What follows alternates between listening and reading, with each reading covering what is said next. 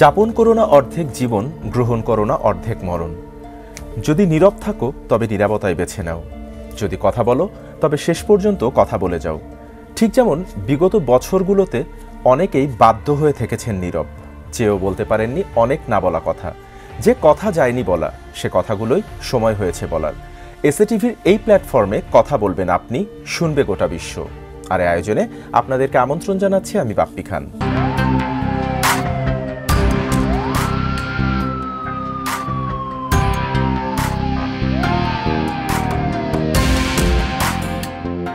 আজ আমাদের সাথে কথা বলার জন্য আমন্ত্রিত অতিথি হিসেবে স্টুডিওতে রয়েছেন একজন জনপ্রিয় ইসলামিক বক্তা মুফতি আলী হাসান ওসামা। আমরা তার মুখ থেকে শুনবো তার সাথে ঘটে যাওয়া বেশ কিছু হৃদয় বিদারক কথা।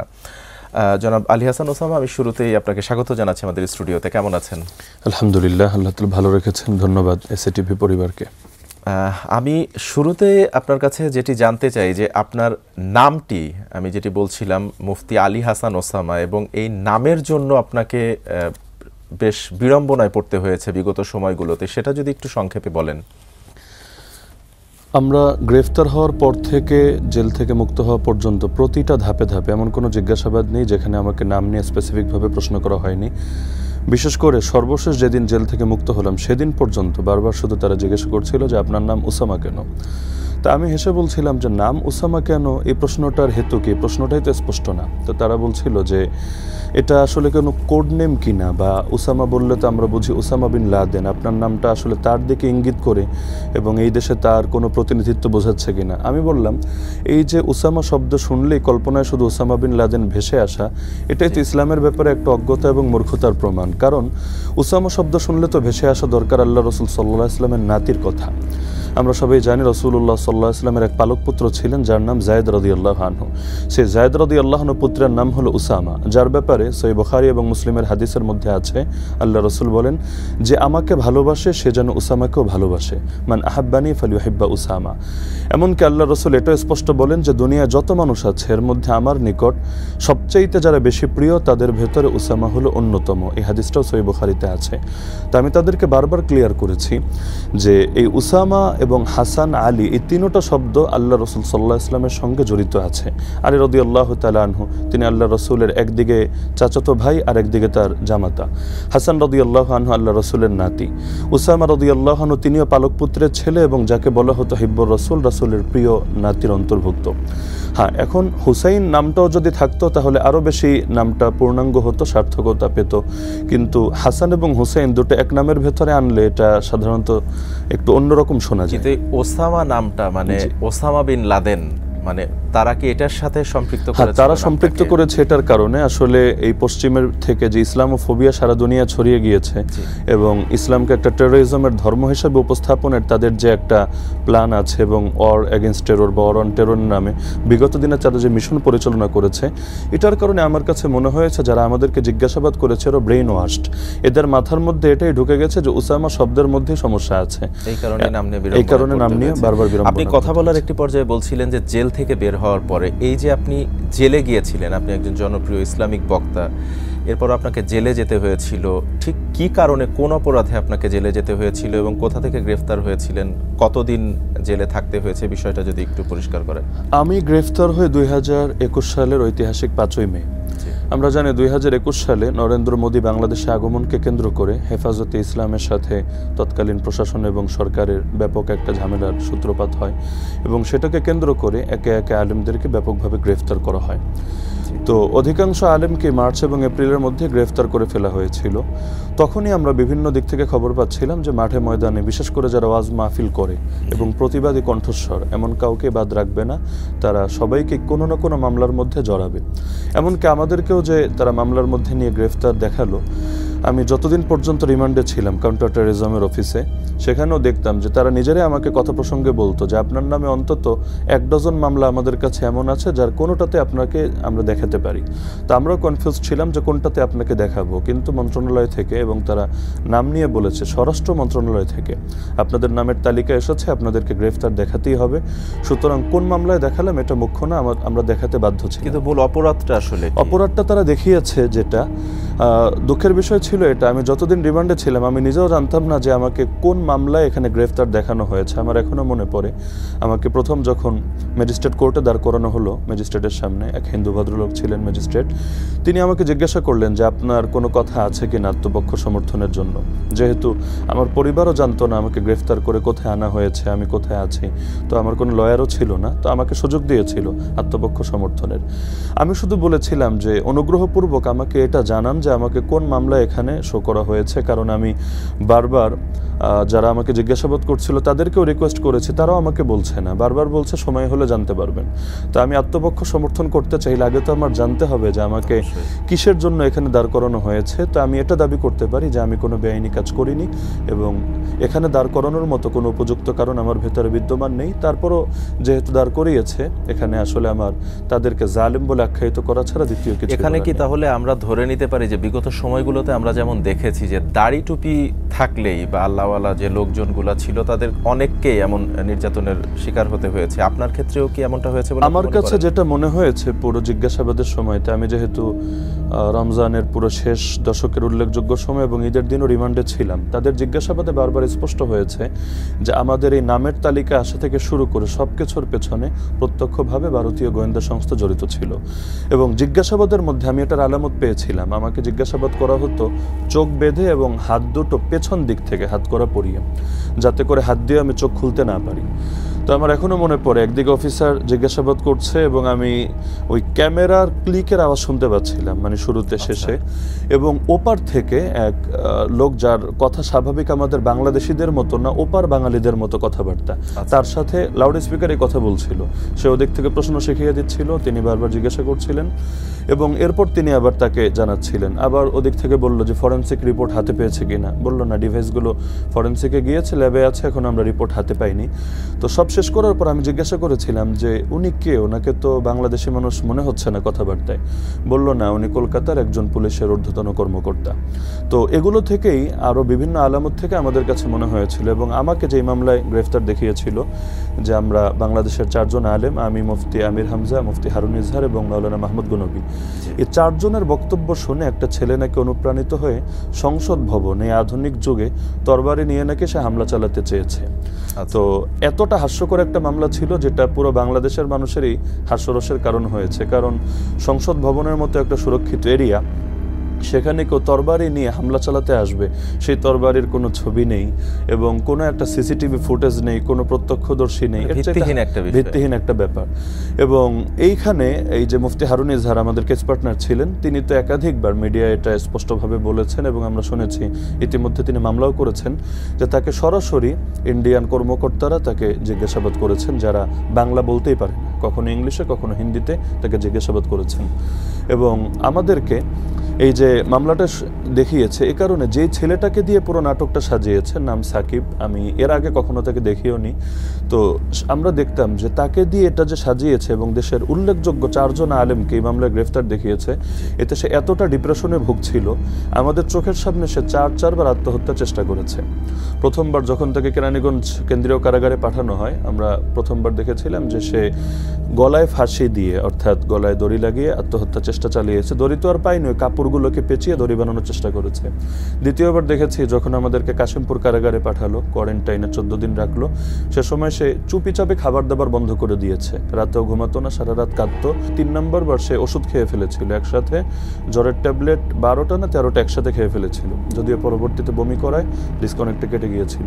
আর সর্বশেষবার ওই জেলের যে গার্ড থাকে কারারক্ষীদের উপর সে হামলা চালিয়েছিল এবং সে ব্যাখ্যা দিয়েছে যে আমার ধারণা ছিল আমি ওদেরকে মারতে গেলে ওরা সবাই মিলে আমাকে মেরে ফেলবে, তাহলে আমি ঝামেলা থেকে মুক্তি পেলাম। গ্রেফতার বা যারা ওলামা ছিলেন, আলেম ওলামা ছিলেন, তাদেরকে এই গ্রেফতারের নাটকগুলা সাজিয়ে বিভিন্নভাবে গ্রেফতার করা হয়েছে। বিগত সময়ে অরওয়ান টেরোয়ের নামে যেমন অনেক জঙ্গি নাটক সাজিয়েছে, আর নরেন্দ্র মোদীকে কেন্দ্র করে যে ঘটনা সূত্রপাত হয়েছে, এরপর ব্যাপকভাবে আলেমদেরকে, বিশেষ করে হেফাজত ঘেঁষা আলেমদেরকে অত্যাচার করে তারা ভারতকে খুশি করার চেষ্টা চালিয়েছে। আচ্ছা, নরেন্দ্র মোদীর এই ঘটনাটি আপনি ইতিমধ্যে কয়েকবার বলেছেন, এই ঘটনাটি একটু জানতে চাই। পাশাপাশি আপনি কথা বলার মধ্যে বলছিলেন যে রমজানের পবিত্র রমজান মাসে আপনি গ্রেফতার হয়েছিলেন, এমনকি ঈদের দিনও আপনি রিমান্ডে ছিলেন। এই বিষয়টা একটু পরিষ্কার করে জানতে চাই। নরেন্দ্র মোদীর বিষয়টা ছিল সে যখন বাংলাদেশে আসে তাকে আশাকে কেন্দ্র করে আলাদা করে কোনো কর্মসূচি ওলামায়ে কেরাম ঘোষণা করেননি এবং তারা বারবার বলেছেন যে তাকে কেন্দ্র করে আমরা আলাদা কোনো কর্মসূচি দিব না। যদিও সরকারের কাছে দাবি ছিল এটাই যে গুজরাটের কসাই যে এখনো পর্যন্ত ক্ষমা চায়নি এবং ভুলও স্বীকার করেনি এত বিপুল পরিমাণ মুসলমানকে হত্যা, ধর্ষণ এবং নির্যাতনের জন্য, এবং পরবর্তীতে যে কাশ্মীরের স্বাধীনতা কেড়ে নিয়ে সেখানেও ব্যাপক জুলুম নির্যাতন চালিয়েছে, বাবরি মসজিদকে ভেঙে গুড়িয়ে দিয়েছে, এমন কোনো চিহ্নিত অপরাধীকে আমরা আমাদের দেশে বিশেষ একটা দিনে 26শে মার্চের এই বিশেষ দিনে আমরা দেশের মধ্যে দেখতে চাই না। তো ঘটনা ছিল এটাই। কিন্তু পরবর্তীতে দেখা গেল যখন জুমার নামাজের পর কিছু মুসল্লি তারা নিজেদের আগ্রহে মিছিল করেছিল এটার বিরুদ্ধে প্রতিবাদ জানাতে গিয়ে। এখন যেহেতু গণতান্ত্রিক দেশ দাবি করা হয় সেই হিসাবে তো প্রতিটা মানুষ স্বাধীনভাবে তার মতামত প্রকাশ করতেই পারে, কিন্তু সেখানে পুলিশ নির্মমভাবে তাদের উপর গুলি চালিয়েছে। এটাকে কেন্দ্র করে ওলামায়ে কেরাম প্রতিবাদ করেছেন, হেফাজতে ইসলাম কর্মসূচিও দিয়েছেন, বিক্ষোভ জানিয়েছেন, কিন্তু সেখানে সরকার ভুল স্বীকার না করে উল্টো তাদের উপর আবারও জুলুম চালিয়েছে। তো যে বিষয়টা অতি সহজে সমাধান করা যেত, আমাদের কাছে মনে হয়েছে ইচ্ছাকৃতভাবে সরকার এই আলেমদেরকে নির্যাতন করার জন্য উদ্দেশ্য প্রণোদিতভাবে এটা সাজিয়েছে। ঘটনাটা একটু জানতে চাই যে রমজানের মধ্যে, হ্যাঁ, রমজানে সেই দিনটা ছিল 22 রমজান, দিবাগত রাত। আমি রাজবাড়ী বাজার কেন্দ্রীয় জামে মসজিদে তারাবি পড়াচ্ছিলাম। তো 26তম পারা সেদিন তারাবি পড়ালাম। নামাজ শেষ করে, নামাজের পর সামান্য তাফসির করতাম প্রতিদিন। তো তাফসির শেষ করে আমি মসজিদের এক গেট দিয়ে বের হয়ে বাসায় চলে গেলাম। যাওয়ার কিছুক্ষণ পরই মসজিদ থেকে আমাকে ফোন দিল, হুজুর আপনি তো এক পাশের গেট দিয়ে বের হয়েছেন, আর এক পাশের গেটে তো পুলিশের ফোর্স বিদ্যমান ছিল। এটা কত সালের কথা? এটা হলো 2021-এর 5ই মে, ঐতিহাসিক 5ই মে। তো তারা তো ইতিমধ্যে আপনার বাসার দিকে রওনা হয়েছে, তো আপনি সরে গেলে সেখান থেকে ভালো হয়। তো আমি বললাম না, আমি বাসা থেকে সরবো না, তারা আসলে এখানে আসবে। তো আমি ততক্ষণে নামাজ পড়িয়ে গিয়ে মাত্র খেতে বসেছি, এমন সময় বাসায় গিয়ে পুলিশের লোকেরা ঢুকলো। পুরো বাসা চারদিক থেকে এমনভাবে ঘেরাও করে রেখেছিল, মনে হলো যেন কোনো বিশাল বড় আসামি ধরতে এসেছে। সেখান থেকে আমাকে নিয়ে আসলো পুলিশের এসপি অফিসে। তো আনার সময় আমাকে বলেছিল, আমার বাবা মা, আমার স্ত্রী, বাচ্চারা সবাই সেখানে ছিল, আমাকে বারবার বলছিল যে জাস্ট 10 মিনিটের জন্য আপনাকে নিয়ে যাচ্ছি। তো আমার মন বলছিল না যে এটা আসলে 10 মিনিটে সীমাবদ্ধ থাকবে। তো আমি বলেছিলাম যদি 10 মিনিটই হয় তো গভীর রাতে কি দরকার, আমি আগামীকাল নিজে আসি, বা আপনারা ফোন দিলে আমি এমনিও আসতাম। বললো না, এখনই যেতে হবে, এসপি স্যার আপনার জন্য অপেক্ষায় আছে। যাওয়ার পর সেখানে এসপি অফিসে যখন তারা আমাকে সেখান থেকে আনতে চাইলো, এসপি সাহেব বললেন যে আপনাদেরকে লিখিত দিয়ে যেতে হবে। তো তখন এখানের পুলিশের এক কর্মকর্তা, সে তার ঊর্ধ্বতন কর্মকর্তাকে বলছে যে স্যার, আমরা তো এখন যদি এখানে সাইন দিয়ে নিয়ে যাই তাহলে তো তাকে গুম রাখা যাবে না। বললো না, আসলে এরা যেভাবে এখানে ধরেছে তারা মনে হয় আসলে ওই হুজুরকে মহব্বত করে, মনে হয় এভাবে ছাড়বে না, এটা তারা এখান থেকে জিডি করে সব কিছু করে ওকে করে আমাদের হাতে দিবে। তো 24 ঘন্টার মধ্যে তো এটা অ্যারেস্ট দেখাতে হবে, কোর্টে তুলতে হবে। তো এতে দেখলাম তারা খুবই মর্মাহত যে আমাকে গুম করতে পারছে না। তো আমি তো একই কাপড়ে চলে এসেছি। আনার পরে ঢাকা কাউন্টার টেরিজমে যখন হাজতের মধ্যে রাখলো, এদিকে ফ্যামিলি তো জানেই না যে আমি কোথায় আছি। তো আমার গ্রেফতারের খবর শুনে রাজবাড়িতে যারা আমাদেরকে মহব্বত করে, আমার মুসল্লি তো আছে, নিয়মিত মুসল্লি কয়েক হাজার, যারা শুক্রবার আমার পেছনে নামাজ পড়ে, তারা রাত্রি এসপি অফিসে সকলে গিয়ে অবস্থান নিয়েছে। তো তারা বারবার বলেছে যে না, আসলে সকাল হলে আমরা এমনি ছেড়ে দিব, আমাদের এখানেই আছে, মিথ্যা আশ্বাস দিয়েছে। তো সকালে সবাই গিয়েছে, বললো তাকে তো ঢাকা নিয়ে গেছে, কিন্তু কই গেছে এই তথ্য আর তারা দেয়নি। তো ঢাকায় এসে পাগলের মতো ছটফট করে আমার ফ্যামিলি আমাকে খুঁজেছে, কখনো এখানে কখনো সেখানে। এমনকি কাউন্টার টেরিজমে ডিবি অফিসে সেখানে গিয়েও তারা সার্চ করেছে, কিন্তু তারা বলেছে না, আসলে আমাদের এখানে নেই, অথচ আমি ভিতরেই আছি। তো এদিকে তো আমিও একই কাপড়ে চলে এসেছি, আর এমন নোংরা এক পরিবেশ, না ওয়াশরুম ব্যবহার করার মতো, না খাবারগুলো মুখে দেওয়ার মতো। রমজান মাস, রমজানে তো এমনিও শারীরিকভাবে মানুষ দুর্বল থাকে। খাবারগুলো এমনই ছিল, ইফতারের সময় ওই সামান্য একটা প্যাকেট দিত, মুড়ির প্যাকেট, ভেতরে অল্প একটু বুট থাকতো, মুড়ি থাকতো, আর একটা ওই পেঁয়াজও থাকতো। তো খাওয়ার পর পেটে মনে হতো আগুন ধরে গেছে, এতটাই মানে পচা ধরনের খাবার। তো পুরো দিনগুলো মারাত্মক কষ্টে গিয়েছে। একদিকে সারাদিন জিজ্ঞাসাবাদ, শারীরিক টর্চার তেমন না হলেও মেন্টালি টর্চার ছিল মারাত্মক, এবং বারবারই ভয় দেখাতো আর তো বের হতে পারবে না, বের হলেও 1.5 বছর 2 বছর লাগবে, 8টা 10টা মামলা দিব, আবার ইন্ডিয়ার মামলায়ও তোমাকে আমরা জড়িয়ে দিতে পারি। বহুভাবে এভাবে পুরো মাসটা দিনগুলো অতিবাহিত করেছিল। এমন সময়ের মধ্যে কি পরিবারের সাথে কোনো ধরনের যোগাযোগ? কোনো ধরনের যোগাযোগ নেই, এমনকি ওই সময় তো নেই, আমাকে কারাগারে পাঠানোর পরও 6 মাস পর্যন্ত পরিবারের সাথে আমার কোনো যোগাযোগ ছিল না। প্রতিটা ক্ষেত্রে মানে মেন্টালি আমাদেরকে ভেঙে দেওয়ার জন্য আমাদেরকে বসতে বাধ্য করা হতো এই সামান্য কারারক্ষীদের সামনে। মানুষ বাথরুমে যেভাবে বসে নিতম্ব উঁচু রেখে পায়ের উপর ভর দিয়ে এভাবেই হাত দুটো সামনে দিয়ে মানে একদম পুরো অপরাধের মতো বসে থাকতে হবে। তারপর ঢোকার সময় এই পায়জামার ফিতা পর্যন্ত কেটে দিয়েছে, গামছা পর্যন্ত ছিঁড়ে 4 টুকরা করে 1 টুকরা হাতে দিয়ে দিয়েছে। তারপর ভেতরে যাওয়ার পরে সেখানে দেখা যাচ্ছে যে সব কিছু 2 নম্বরই চলছে, মানে বাকি আসামিরা সারাদিন ঘুরে বেড়াচ্ছে, মাঠে খেলছে, কিন্তু আমাদের 24 ঘন্টা লকআপের ভেতরে রাখছে। এখান থেকে বের হওয়ার কোনো সুযোগ নেই এবং পোশাকের কারণে, শুধুমাত্র পোশাকের কারণে। এবং আমরা বারবার এটা বলেছি, আমি অনেক অসুস্থ হয়ে গিয়েছিলাম, আমার হাতে ওই যে দাঁত হয়ে এখান থেকে রক্ত বের হতো। তাই আমি বারবার বলেছি, অন্যদেরকে নিয়মিত মেডিকেল যেতে পারছে, ট্রিটমেন্ট নিতে পারছে, আমি বারবার বলেছি একবার একটু ডাক্তারের কাছে নেন, আমার এটার জন্য কষ্ট হচ্ছে। কিন্তু তারা ডাক্তারের কাছে পর্যন্ত নেয়নি। চোখ ওই যে ওঠা যেটাকে বলে, আমার এক চোখে দেখাটা কষ্ট হয়ে যেত, কিন্তু বারবার অনুরোধ করার পরও তারা ডাক্তারের কাছে নেয়নি। বিশুদ্ধ পানির ব্যবস্থা পর্যন্ত ছিল না। ওই যেখানে বাথরুম করতাম সেখান থেকে নোংরা বোতল দিয়ে আমাদের পানি নিয়ে সেই পানি খেতে হতো।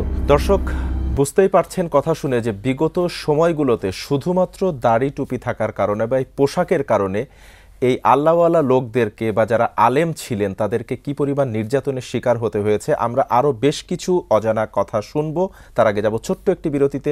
কোথাও যাবেন না, থাকুন আমাদের সাথেই। দর্শক দেখছেন যে কথা যায়নি বলা, আমাদের সাথে কথা বলছিলেন মুফতি আলী হাসান ওসামা। আমরা বিরতিতে যাবার আগে আপনি বলছিলেন যে নির্মম যে বাস্তবতার চিত্রগুলোর কথা আপনি তুলে ধরেছিলেন। আপনার জীবনের প্রথম ঈদ, প্রথম রমজান, শেষ দশকের যে সময়টা সেটি কাটলো জেলখানাতে, এবং ঈদের দিনটা, সেই দিনটা আসলে কিভাবে কেটেছিল এবং পরিবারের সাথে কোনো যোগাযোগ নেই। এর আগেও এমনটা কখনো হয়তো বা চিন্তাও করেননি যে এরকম একটা অবস্থার মধ্যে দিয়ে যেতে হবে, সেই অনুভূতিটা কেমন ছিল? এবং যে কোরবানির ঈদের দিন একে তো ব্যক্তিগতভাবেও আমি খুব মানসিকভাবে বিপর্যস্ত ছিলাম, পরিবারকে ছেড়ে দ্বিতীয়বারের মতো ঈদ করতে হচ্ছে আমাকে এই কারাগারের ভেতরে। প্রথমটা তো ছিল রিমান্ডের ভেতরে, এখন কারাগারের ভেতরে। তো সবচেয়ে বেশি চিন্তিত ছিলাম আমার বাবা মা। তারা যেহেতু আমি পরিবারের ছোট ছেলে, এতটা ভালোবাসতেন যে একটা দিনও খোঁজখবর না নিয়ে থাকতে পারতেন না। যেখানেই যাই, যে অবস্থায় থাকে, নিয়মিত আপডেট জানতেন। কিন্তু এখন না আমি তাদের আপডেট জানতে পারছি, না তারা আমার আপডেট জানতে পারছেন। তো এগুলোর কারণে মানসিকভাবে বিপর্যস্ত ছিলাম। ছোট দুইটা বাচ্চা, তাদের সাথে তো যোগাযোগ করতেই পারছিলাম না। মাস দেড়েক পরে একটা চিঠি এসেছিল পরিবারের পক্ষ থেকে, ওয়াইফের পক্ষ থেকে। সেখানে শুধু এতটুকু জানতে পেরেছি যে যেই বাসায় আমরা ভাড়া থাকতাম, ডাক্তার ইমরান নামে এক ভদ্রলোক তাবলিগ করেন, মাওলানা সাদ সাহেবের অনুসারী, রাজবাড়িতে তার বাসায় ভাড়া থাকতাম। কিন্তু আমি বন্দী হওয়ার পরেই, তা আমরা যেহেতু আমি মানসিকভাবে একটু আশায় ছিলাম যে তিনি যেহেতু ধর্মপ্রাণ মানুষ, হয়তো পরিবার সেখানে থাকবে এবং ভাড়া যদি আটকেও থাকে হয়তো তিনি সহানুভূতি দেখাবেন। কিন্তু শুনতে পেলাম তাদেরকে সেখান থেকে বের করে দিয়েছে এবং পরিবারকে এমন একটা অবস্থায় বের হতে যেতে বাধ্য করেছে যে কোথায় গিয়ে উঠবেন দেখার ব্যাপার না, মাল সামানা হয়তো নিয়ে যান, না হলে আমি সব ফেলে দিব। তো খুব দুরূহ একটা অবস্থার ভেতর তাদেরকে পড়ে থাকতে হয়েছে। কিন্তু চিঠি পাওয়ার পর চিঠির রিপ্লাইটা যে দেব সেই সুযোগটা আমার জন্য ছিল না। তো এটা আসলে খুবই একটা বেদনাদায়ক। স্ত্রী লিখেছিলেন আপনাকে? জি, স্ত্রী লিখেছিলেন এবং তিনি এতটুকু সান্ত্বনা দিয়েছিলেন যে আমি এখন সেখান থেকে মাল সামানাগুলো অন্য বাসায় উঠিয়ে আমি বাবার বাড়ি চলে এসেছি এবং একটা মাদ্রাসায় আমি এখন খেদমত করছি, ছাত্রীদেরকে পড়াচ্ছি। তো একদিকে পিঠে পিঠে দুটো বাচ্চা, একটা 6 মাসের আর একটা 1.5 বছরের, তাদেরকে প্রতিপালন করা, তার মধ্যে আবার মাদ্রাসায় শিক্ষকতা করা, তার জন্য সহজ ছিল না।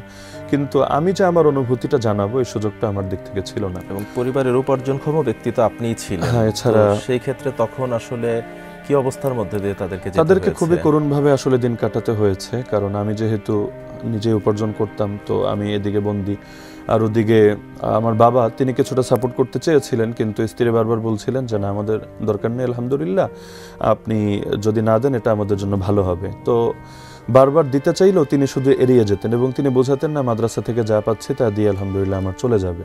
তো বাবা যেহেতু মামলা চালাতে গিয়েও বিপুল পরিমাণ অর্থ তাকে ব্যয় করতে হয়েছিল সে সময়, এবং তিনি মানসিকভাবে অনেকটা বিপর্যস্ত ছিলেন। কয়েকবার তাকে এমন অবস্থা হয়েছে অনেকে ভেবেছে তিনি বাঁচবেন কিনা।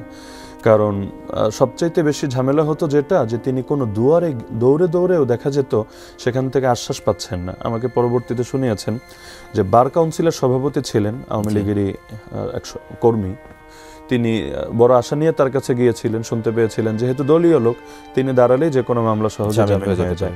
তো তিনি গিয়ে বলেছিলেন যে যত টাকা লাগুক আমি যে কোনোভাবে হোক কষ্ট করে হলে আমি ব্যবস্থা করব, কিন্তু আপনি আমার ছেলের মামলাটা দেখেন।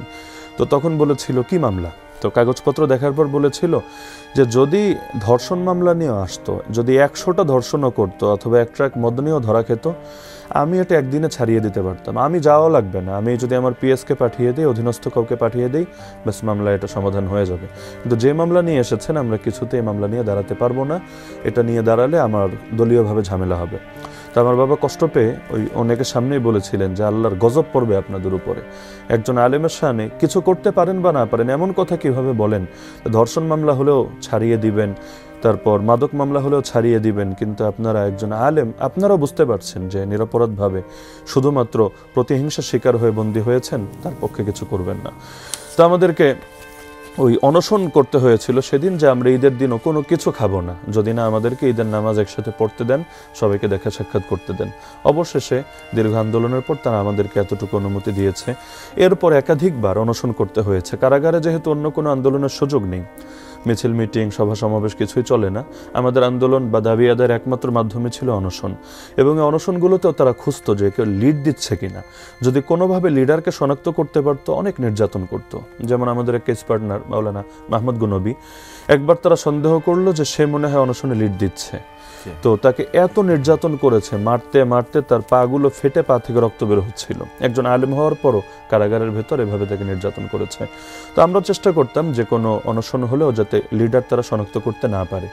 তো পরবর্তীতে দীর্ঘ আন্দোলনের পর একসময় এতটুকু অনুমতি আমাদেরকে দিয়েছে। কি টাইপের অনশন সেখানে করতেন? অনশন যেহেতু 3 বেলা খাবার সেখানে আসতো, তো আমরা অনশন করতাম যে আমরা কোনো খাবার এখান থেকে গ্রহণ করব না এবং এভাবেই আমরা পড়ে থাকবো, এতে যদি আমরা লাশ হয়ে যাই লাশ হব।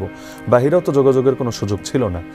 হ্যাঁ, মাঝখানে যখন কোর্ট চালু হয় মানে করোনার ধাক্কাটা কাটার পরে, ওই সময় 2-1 কোর্টে গিয়ে লয়ারদের মাধ্যমে চেষ্টা করেছে কোনো রিট করা যায় কিনা, আমরা যেরকম মানবাধিকার থেকে বঞ্চিত আছি এবং আমাদের সাথে নির্মম নির্যাতন করা হচ্ছে, এটা কোনো রিট করা যায় কিনা। তো আমরা অনেক দুঃখ পেয়েছি।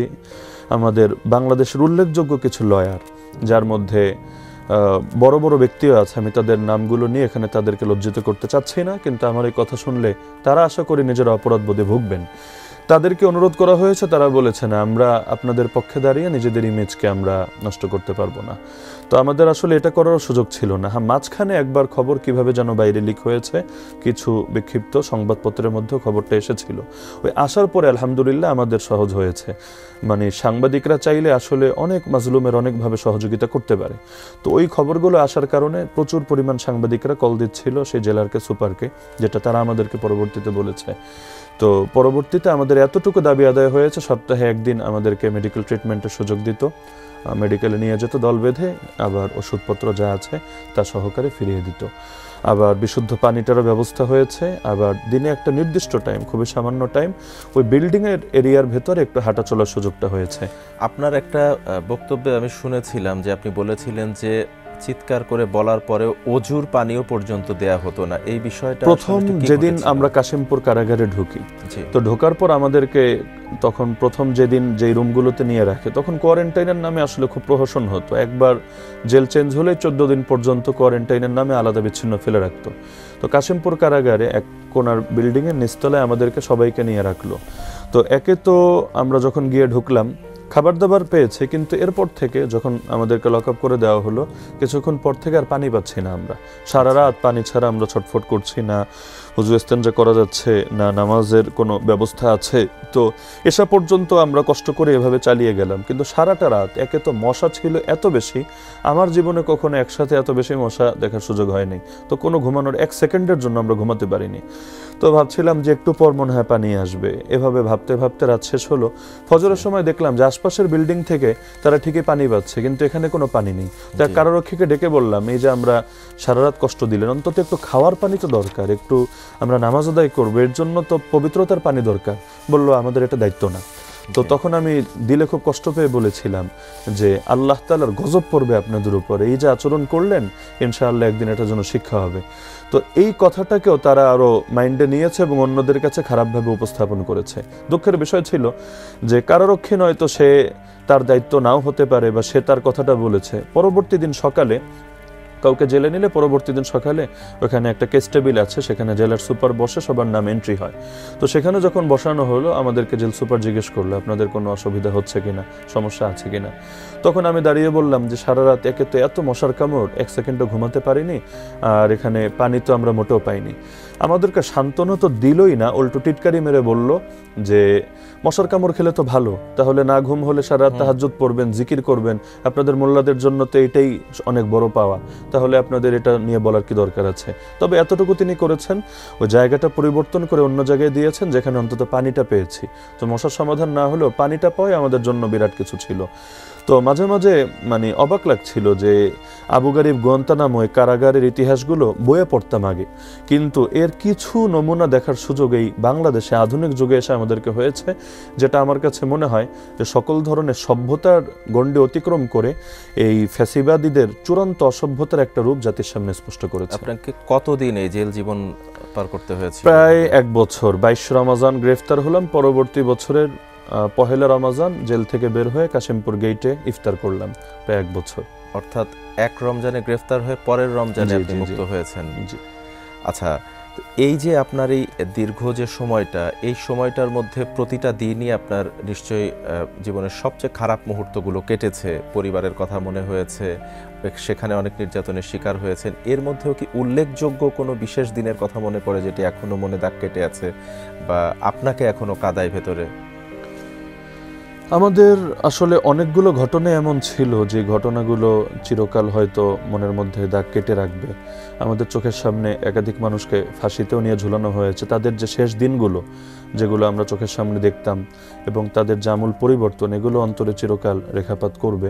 তবে সবচাইতে বেশি আমাদের কষ্টের ব্যাপারগুলো ছিল তারা পদে পদে যে আমাদেরকে অপমানগুলো করত, চূড়ান্ত অপদস্থ করত, জাতির সর্বশ্রেষ্ঠ সন্তানদেরকে সবচাইতে নিকৃষ্ট আচরণ যখন করা হয়, এবং নিজেদের চাইতে আরও বেশি ব্যথিত হতাম আমাদের মুরব্বীদেরকে দেখে। যেহেতু আমরা প্রায় 3000-এর মতো আলেম এবং তালিবুল ইলমকে গ্রেফতার করা হলো, আমাদের বাবার বয়সী আলেমরা তারা যখন শেষ রাতে উঠে জায়নামাজ বিছিয়ে তাহাজ্জুদ আদায় করতো, এরপর হাত দুটো তুলে আল্লাহর কাছে চিৎকার দিয়ে আল্লাহ বলে যে একটা চিৎকার দিত, তখনই আসলে অন্তর সাক্ষ্য দিত যে এই বদদোয়া যার উপর গিয়ে পড়েছে তার পতন তো হবেই হবে, হয়তো এই মাটিতে তার কোনোদিন কবর হবে না।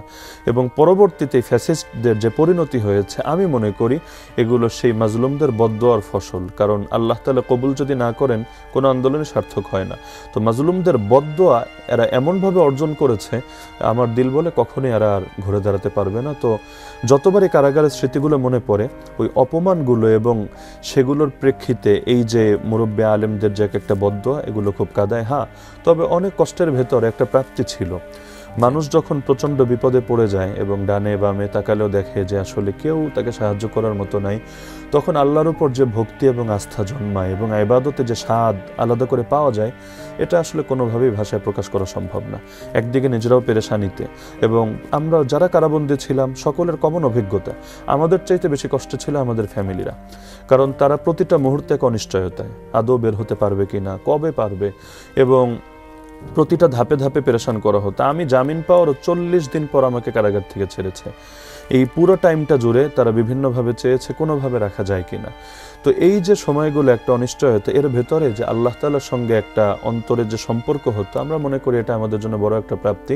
মানুষ যখন বিপদে পড়ে আল্লাহ তাআলা অনেক কাছে চলে আসে। ইন্নাল্লাহা মাআস সাবিরিন। সরকারের বিরুদ্ধে কথা বলার জন্য আপনাকে সম্ভবত একবার ওয়ার্নিং দেওয়া হয়েছিল, সন্দ্বীপে কোনো একটা মাহফিলে সম্ভবত একটা কোনো ঘটনা ঘটেছিল, সেই বিষয়টা যদি একটু পরিষ্কার করে বলেন। আমাদেরকে যখন কারাগার থেকেও ছাড়া হয়, ওই সময় স্পেসিফিকভাবে এই শর্তটা আরোপ করে দিয়েছে যে আপনারা বাহিরে গিয়ে সরকার বিরোধী কোনো বক্তব্য দেবেন না। আমি ক্লিয়ারভাবে জানতে চেয়েছিলাম যে শব্দটা কি সরকার বিরোধী হবে না রাষ্ট্রবিরোধী হবে। কারণ রাষ্ট্রবিরোধী বক্তব্য দেওয়া এটা যে কোনো দেশের দৃষ্টিতে সবচাইতে বড় অপরাধ হবে, সন্দেহ নেই। তো সরকার বিরোধী বক্তব্য দেওয়াই তো গণতন্ত্রের সৌন্দর্য। সরকারের সমালোচনা যদি না করা যায় তাহলে গণতন্ত্র দাবি করার তো অর্থ থাকে না। কিন্তু বলেছিল হুজুর এত যুক্তিতর্ক দিয়ে হবে না, যেটা আদেশ ছিল সেটাই আপনাকে বললাম, সরকার বিরোধী কোনো বক্তব্য দিতে পারবেন না। কিন্তু আমি সর্বপ্রথম এসে বাইরে আমাদের উপর যে জুলুমগুলো হয়েছিল পাবলিক প্লেসে, বিশেষ করে ওয়াজ মাহফিলে, সবগুলো আমি বলে দেওয়ার চেষ্টা করেছি। আমার আশা ছিল এটা, আমি 1 বছর পর বের হলে অনেক আলেম 2 বছর, 2.5 বছর, কেউ 3 বছর পরে মুক্ত হয়েছেন। আমার প্রত্যাশা ছিল আমি এই বাস্তবতাগুলো স্পষ্ট করার দ্বারা যদি তাদের দুঃখটা একটু সহজ হয় এবং তাদের সাথে অন্তত একটু সুন্দর আচরণ করা হয়, এটাই বড় প্রাপ্তি হবে।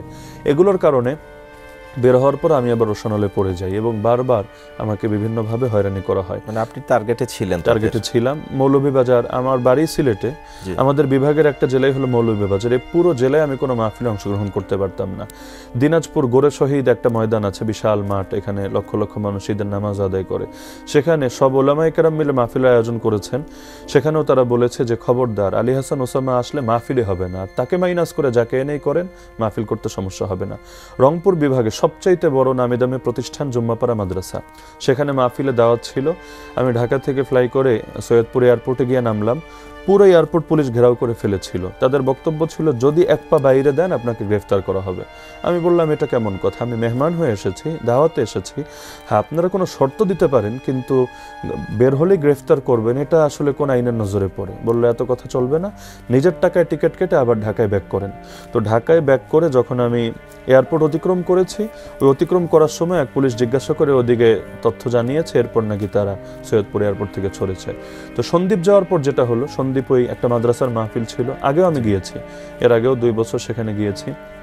তো যেই বছর ঝামেলা হলো সেখানে মাহফিলে সব স্বাভাবিকভাবেই চলছিল, আমি স্টেজে উঠলাম, বয়ান চলছে, হঠাৎ করে মাদ্রাসার প্রিন্সিপাল আমাকে এসে বয়ানের ভেতরে, মুক্ত হওয়ার পরে এই সবগুলোই মুক্ত হওয়ার পরে, তো আমাকে কানে কানে বলছিল, আমি কোনো লিস্টেড আসামি মানে নিষিদ্ধ বক্তার ভেতরে ছিলাম না। তারা বিভিন্ন সময় বক্তাদের একটা তালিকা প্রকাশ করেছে, প্রথমে 10 জন, পরে 19, পরে 29, সর্বশেষ 33। এটা কারা করেছে? এটা সরকারিভাবে আলাদা করে পরিপত্র জারি করেছে বলে আমার জানা নেই, কিন্তু থানাগুলোতে এই লিস্টটা দেয়া থাকতো এবং মাহফিলের পারমিশন নিতে তারা বাধ্য করতো। ওই পারমিশনের জন্য মানে সিন্ডিকেট এমনভাবে সাজিয়েছে, দলীয় লোকদের সাহায্য নিতে হতো এবং তাদের মাধ্যমে প্রশাসন থেকে ক্লিয়ারেন্স নিতে হতো। তো প্রশাসনের কাছে গেলে তারা ওই তালিকাটা বের করতো। তো এটা অবশ্যই তাদের কাছে পৌঁছানো হয়েছে, না হলে সারা দেশে তো একই তালিকা থাকার কথা না। ওই তালিকার ভেতরে আমার নাম ছিল না, এছাড়া মাহফিল করা সম্ভব ছিল না। হ্যাঁ না, এছাড়া বেশিরভাগ জায়গায় মাহফিল করতে দেওয়া হতো না। হ্যাঁ, কখনো যদি কোনো জায়গায় আলেমরা খুব পাওয়ারফুল হয় সেখানে হয়তো তারা আদায় করে নিত জোর করে, কিন্তু নর্মালি করতে দিত না। তো আমার উপর মাহফিল করা নিয়ে কোনো নিষেধাজ্ঞা ছিল না, থাকলে এটা যৌক্তিক ছিল, কিন্তু কোনো নিষেধাজ্ঞা লিখিতভাবে অলিখিতভাবে আমার জানার মতে ছিল না। সন্দ্বীপের এই পুরো ঘটনাটা আপনার কাছ থেকে জানবো, তার আগে যাব ছোট্ট আরেকটি বিরতিতে। সুপ্রিয় দর্শক, কথা বলার এ পর্যায়ে সময় হলো আরেকটি বিরতিতে যাবার। ফিরে এসে শুনবো আরো অনেক অজানা কথা। কোথাও যাবেন না, থাকুন আমাদের সাথেই। দর্শক, আরও একবার স্বাগত জানাচ্ছি। আপনারা দেখছেন যে কথা যায়নি বলা। আমাদের সাথে কথা বলছিলেন মুফতি আলী হাসান ওসামা। বিরতিতে যাবার আগে আপনি যেটি বলছিলেন যে সম্ভবত একটি ঘটনা ঘটেছিল আপনার সাথে সন্দ্বীপে, সেই ঘটনাটার বর্ণনা আপনার মুখে শুনতে চাচ্ছিলাম। যে সন্দ্বীপে মাহফিলের যে ঘটনাটা হয়েছে, স্বাভাবিকভাবে মাহফিল চলছিল, আমিও বক্তৃতা করছিলাম। প্রায় 40 থেকে 45 মিনিট যাওয়ার পরে মাদ্রাসার প্রিন্সিপাল সাহেব কানে কানে এসে বললেন যে কয়েক গাড়ি পুলিশ এসেছে এবং তারা বলাবলি করছে যে আপনাকে নাকি গ্রেফতার করবে, এবং এটা কয়েকজন সেখান থেকে শুনে এসে আমাকে জানিয়েছে। তো আপনি বক্তৃতা এখনই শেষ করে দিয়ে নিরাপদে এখান থেকে মনে হয় সরে গেলে ভালো হয়। তো পুরো পরিস্থিতির জন্য কেউ মানসিকভাবে প্রস্তুত ছিলাম না, আর আগ থেকে যেহেতু কোনো ওয়ার্নিংও নাই, কোনো ধরনের মানসিক প্রস্তুতিও ছিল না। তো তারপর আমি তিনি বলার কারণে 2 মিনিটের ভেতরে কথা গুছিয়ে দোয়া করে শেষ করে দিলাম। কিন্তু সন্দ্বীপ তো একটা বিচ্ছিন্ন দ্বীপ, এখান থেকে চাইলেও তো মূল শহরে ব্যাক করা যায় না, বা এখান থেকে ঢাকায় যদি আসতে চাই, চিটাগাংও যেতে চাই, দিন ছাড়া আসলে ফেরাটা সম্ভব না। তো আমি সেখানে বক্তৃতা শেষ করে প্রথমে মাদ্রাসায় গেলাম, কিন্তু বুঝলাম যে মাদ্রাসার ভেতরে এখন থাকাটা নিরাপদ না। ইতিমধ্যে মানুষও খুব পেরেশান হয়ে গেছে এবং তারাও নাকি গ্রেফতার করার জন্য মাদ্রাসার কাছাকাছি চলে আসছে। তো আমি মাদ্রাসা থেকে বের হয়ে একাকী সরে গেলাম। তো একজন মানুষ, আমি তাকে চিনি না, স্থানীয় হবে, তিনি বললেন, হুজুর তাহলে আমার মোটরসাইকেলে ওঠেন, তারপর আমরা আল্লাহ যেখানে কপালে রেখেছে যাই, দেখি কোথায় যাওয়া যায়। তাহলে তার মোটরসাইকেলে উঠলাম, উঠে দেখলাম না তিনি খুব একটা ভালো চালাতে পারছেন না। তাই আমি বললাম, ঠিক আছে আপনি পেছনে বসেন, আমি সামনে বসি। শীতের রাত, আমি চিনি না এমন একটা জায়গা, সেখানে সেই জঙ্গলের ভেতর দিয়ে কোত্থেকে যেতে যেতে এভাবে রাতের বড় একটা অংশ শুধু ঘুরছিলাম। ঠান্ডায় হাত পা একদম পুরো অবশ হয়ে আসছিল, তবু কোথায় যাব, কোথায় গিয়ে উঠবো, আবার যোগাযোগও করা যাচ্ছিল না যে আসলে পরবর্তীতে কি হবে না হবে, আর সকাল ছাড়া ফিরতেও পারছিলাম না। তো এভাবে সারাটা রাত বড় একটা অংশই ঘুরে ঘুরে কাটাতে হয়েছে। অবশেষে একটা মাদ্রাসায় গিয়ে আমরা সেখানে আশ্রয় নিলাম এবং রাতের বাকি অংশ থেকে সকালবেলা বের করলাম। তো এরকম ঘটনা শুধু সন্দ্বীপে হয়েছিল এমন না, নিয়মিত আমাদেরকে পেরেশান করা হতো অযথা। আমার মাদ্রাসা ছিল রাজবাড়িতে, সেটা বন্ধ করে দেওয়া হয়েছিল। মাদ্রাসা সরাসরি বন্ধ করেনি, কিন্তু আমাদের মাহফিল আমরা একটা ঘোষণা দিয়েছিলাম এবং সব নিয়মকানুন অনুসরণ করি। মাহফিলে পোস্টার লাগানোর পর আমাদেরকে বলে দিল যে না, আপনি কোনো মাহফিল করতে পারবেন না, যদি বেশি ঝামেলা করেন মাদ্রাসায় চালাতে দেব না। আমি জুম্মা পড়াতাম রাজবাড়ী বাজার কেন্দ্রীয় জামে মসজিদে, 1 বছর পর্যন্ত আমি জুম্মা পড়াতে যেতে পারিনি। তারা বলেছে আসলেই গ্রেফতার করে ফেলবে। আমি বলেছি কি, মানে রিজনটা, অপরাধটা কি? কোনো একটা কারণ সুনির্দিষ্টভাবে আমাকে বলেন, অপরাধটা চিহ্নিত করেন, কিন্তু কোনো জবাব নেই তাদের কাছে। খালি সবার একই কথা, উপরের আদেশ, উপরের আদেশ। তা আমরা মাঝে মাঝে বলতাম দুঃখ করে যে উপর কি শুধু আপনাদেরই আছে, আমাদের উপর নাই? আপনাদের উপরের আদেশ যদি হয় আমাদের হক কথা বলা বন্ধ করা, আমাদের জবানে তালা লাগানো, তাহলে আসল উপরওয়ালা যিনি, তার পক্ষ থেকেও তো আমাদেরকে নির্দেশ দেওয়া আছে, আমাদেরকে হক বলতে হবে। তো সরকারের রক্তচক্ষু উপেক্ষা করে আলহামদুলিল্লাহ তারপর আল্লাহ তাআলা বলার তৌফিক দিয়েছেন।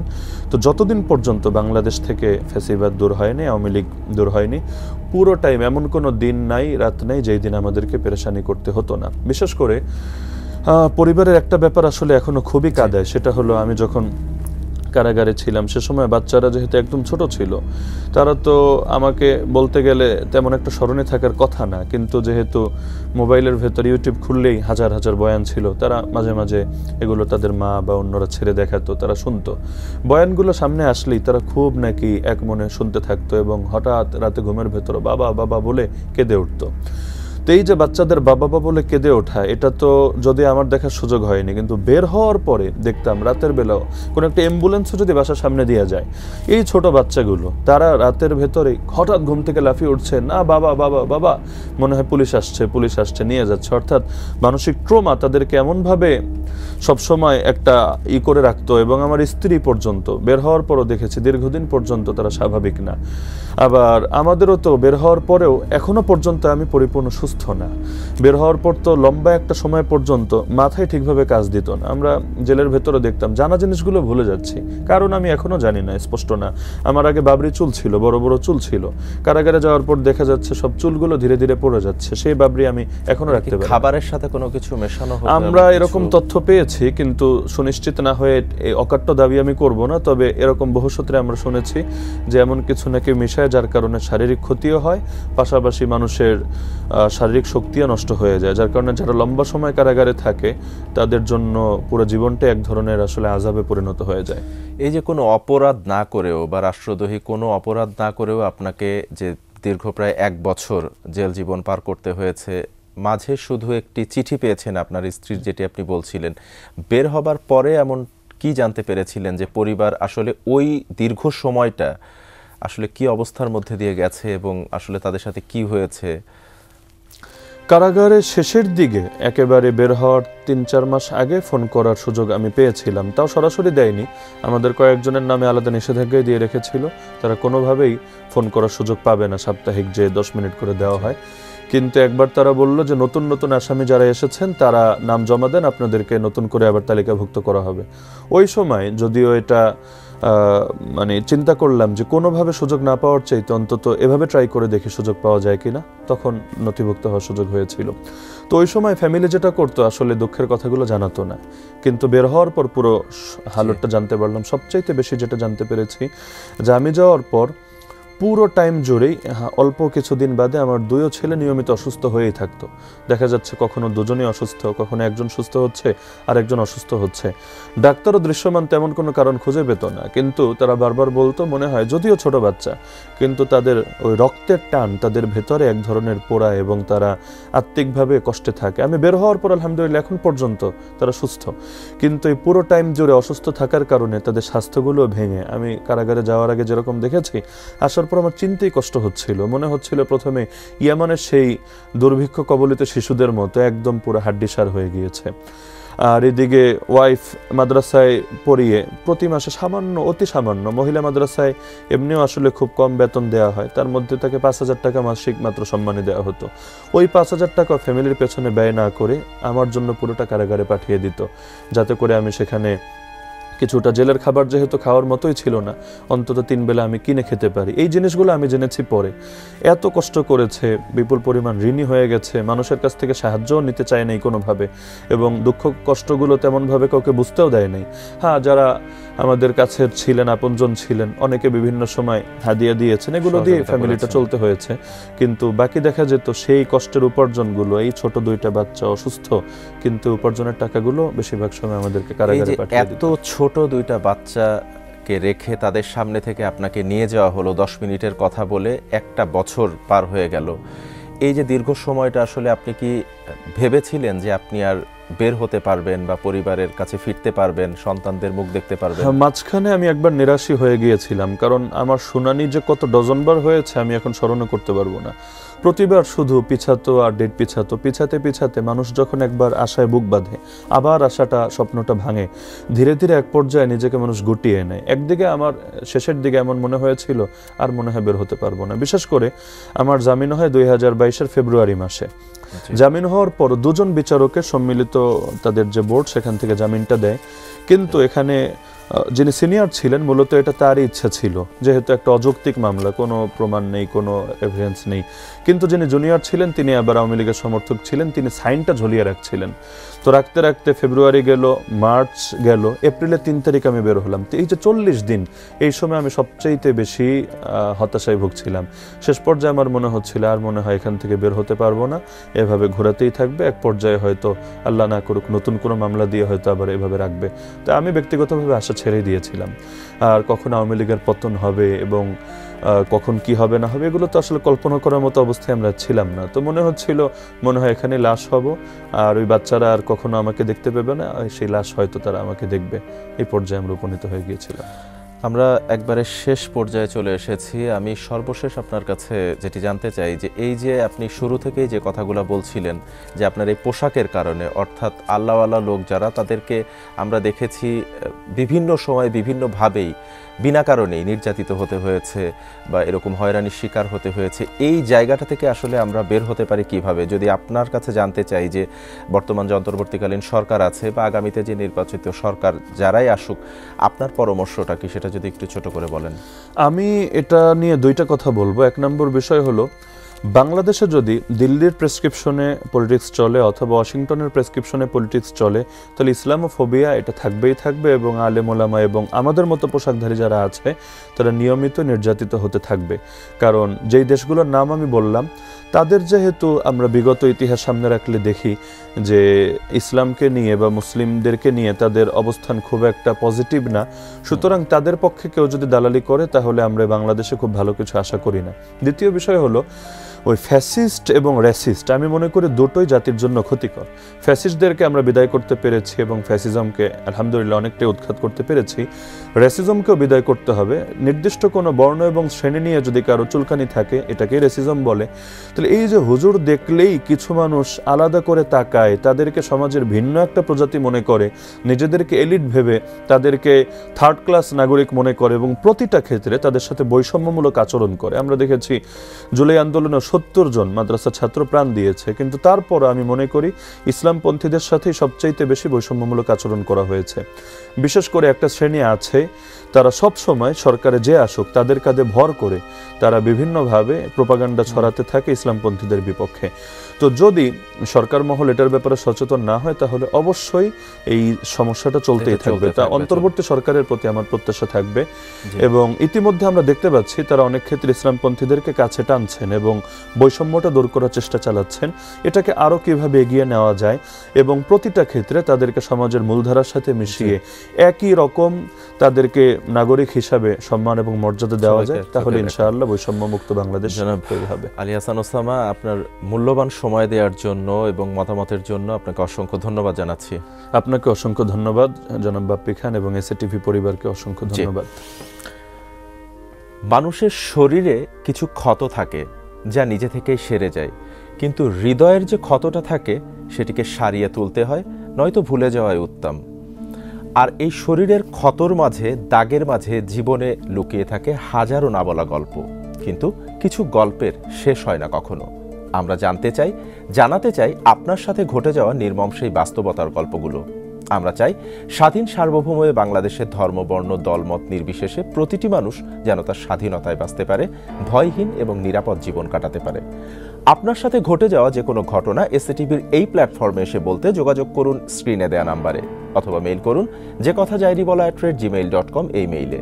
আজ বিদায় নিচ্ছি, কিন্তু ফিরছি আগামী বুধবার ঠিক রাত 9টায় নতুন কোনো অতিথি নিয়ে, বলতে না পারা নতুন কিছু কথা নিয়ে। সে পর্যন্ত সবাই সুস্থ থাকুন, নিরাপদে থাকুন এসএটিভির সাথে। আল্লাহ হাফেজ।